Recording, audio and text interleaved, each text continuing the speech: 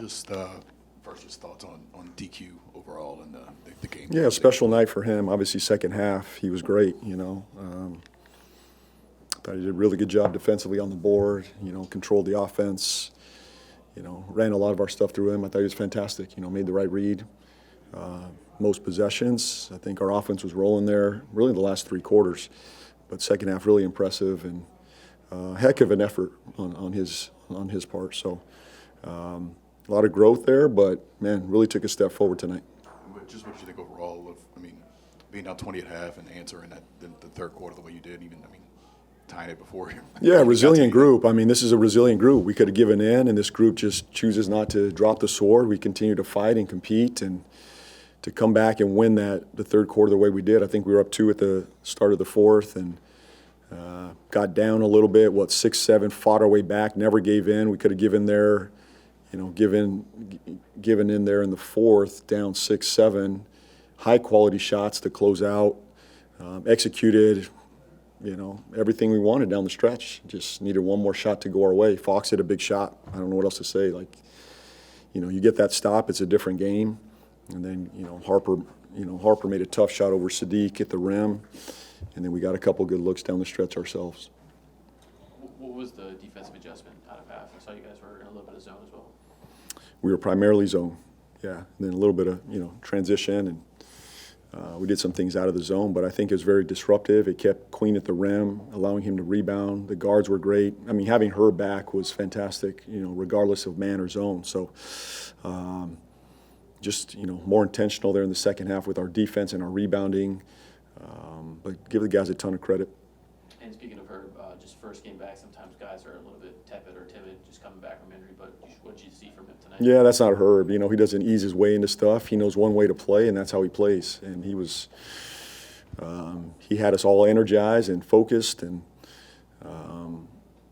he's such a special player, and he means so much to our team, especially on the defensive end. Obviously, we got a ways to go there. But just having his spirit back was a huge lift for us tonight. And, just going back to Queen, just what's it like seeing one a rookie and two a center being able to just take over games for stretches the way he has this season? Well, any rookie that takes over like that, it's really special. And then, to have a hub like that as your 5 spot that can play make and score and make plays, it's really special. You don't see that too often in this league. I think you and I can probably come up with a couple names in the league that can do that. But that was impressive. I don't know how to say it other than that. It was a special performance on his part to make plays, to pass the ball, play make, create for others and for himself to get to the rim. Then he made timely plays too, in these clutch moments. For him to have that poise at this young age, it's special. You don't see that too often. Yeah, really special performance. Yeah, pretty much that entire second half, the offense was either Queen or Trey Murphy. What's it just like seeing those two kind of building that chemistry and figuring out how to have special performances like this where they're playing off of each other? Yeah, it's great to see that growth out of those two. They play off each other so well. Murph's finding ways to play off ball now with Queen out there. He doesn't always have to have on ball coverage. So they have a great synergy going. Everybody right now with Queen, and the way we're moving off ball right now is really special. It's tough to guard. They don't know where we're cutting from, where we're moving from. Queen can take you off the dribble and make plays. But overall, the ball was moving in the second half. It was Queen, but as many people in transition, guys were sharing it, moving. And ultimately, that's how we want to play. I think our assists were up tonight, 35 tonight. Queen had a bulk of those. But it's great to see those two having synergy, but the team as a whole trusting each other. How much do you like to see Queen get to the free throw line like that? Got 13 trips to the line tonight. Yeah, as we've talked about, we got to make up the margin somewhere in the three-point line, right? It's going to be the paint, the free throw line, and then turning teams over. I think we did that tonight. We got to the paint. I don't know 84 points in the paint. That was special. And then, to get to the line for Queen, the second half was really impressive for a young guy. Keep putting pressure on the rim. I got to watch that last play and see if we could have done it again there. That's probably a teachable moment. Was that a time? I have not seen the play yet, but that was at another moment to get to the rim. But I thought he was fantastic. Downhill, making plays for himself or others, or drawing free throws. What's kind of your message to a guy like that when he has a big night, but he misses a shot at the end? He's probably beating himself up about the shot. But what do you kind of say to him to keep his head up? Well, you got us there, and you're going to have that. You're going to be in that position again. Trust it. We believe in you. Trust it. Make the right play. James, could you talk a little bit more about the other guys that were trying to cut off of Derek Queen's playmaking? Like, you can focus on his playmaking, but it's really the other guys that also made it happen. I think Trey Herb cut more than we've seen probably in a game this year. Mm-hmm. So how's that process been like? Are you guys working on that games? Are you trying to get those guys moving more so that Queen's, facilitating can happen? It is. We haven't cut that much, over the last couple of years. This is a little bit different for us. We still like cutting, in the past, but it was more off the pick and roll, where now it's more out of a five-man hub that's making these plays. And we still ultimately want to cut regardless of who has the ball. But these guys are just finding avenues to get open to the rim. They're playing little what we call gaggles of clusters of off-ball actions and then reading the play from there. And we have trouble with it, obviously, defensively, and it's a tough cover. So this should only continue to grow throughout, the season. It's hard to scout for because it's really unpredictable. You can't really, as a coach, you can go in and tell them, here's what they're going to do. But on the fly, when they're doing this, it's very unpredictable offense.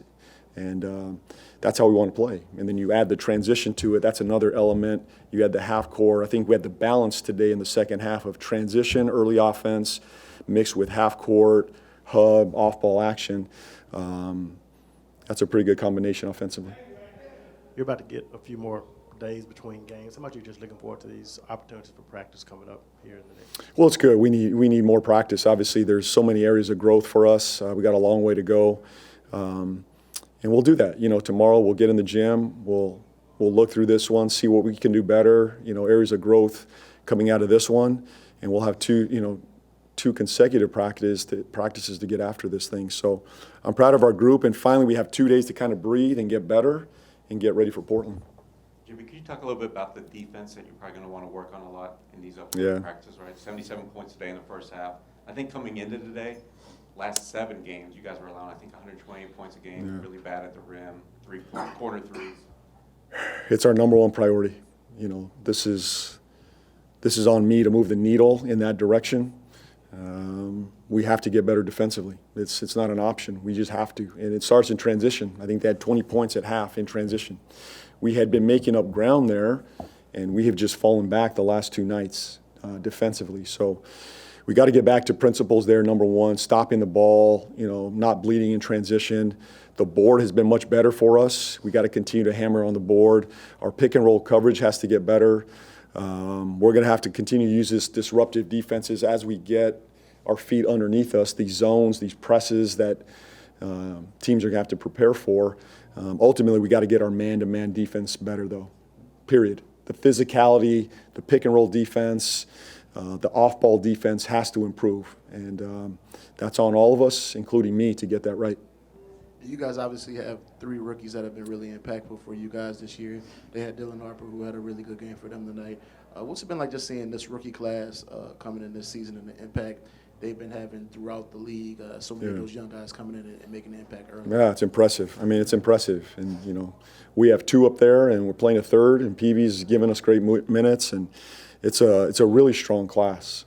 From top to bottom, tremendous depth, and guys that are stepping into the moment. And making the most of their opportunity. These don't look like rookies to me. These are guys having major impact in clutch moments. We just saw 2 of them. Queen and Harper made, really big plays down the stretch. So a lot of maturity, and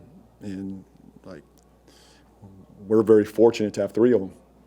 We have 3 really good rookies, and they're all playing, and we trust them all, and they're only getting better. So,